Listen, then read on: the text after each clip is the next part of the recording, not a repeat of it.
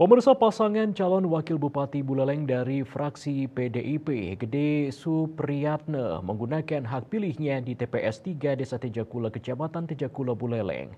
Supriyatna datang ke TPS bersama istri dan kedua putranya.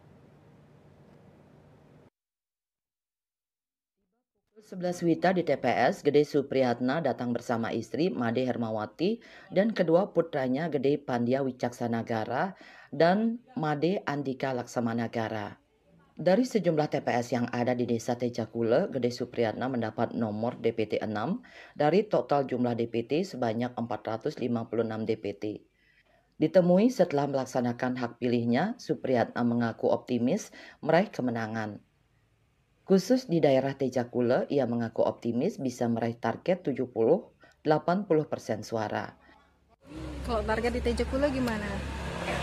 Ya 70%, 80% lah. Ya. Masa tenang gimana? Di sisi lain, Supriyatna mengimbau kepada masyarakat untuk tetap menjalankan hak pilihnya dengan baik, memilih calon yang tepat dalam kontestasi pilkada tahun ini. Jaga situasi hari ini supaya hari pencoblosan ini bisa berjalan dengan lancar, kondusif, dan tentu saya berharap partisipasi masyarakat Buleleng ini tinggi yang datang ke TPS untuk memberikan pilihan pada semua calon yang berkontestasi pada pilkada hari ini. Kalau target di Tejakule gimana?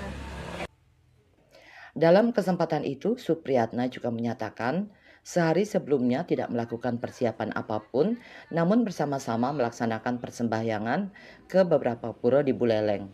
Yasri Yuli, Bali TV.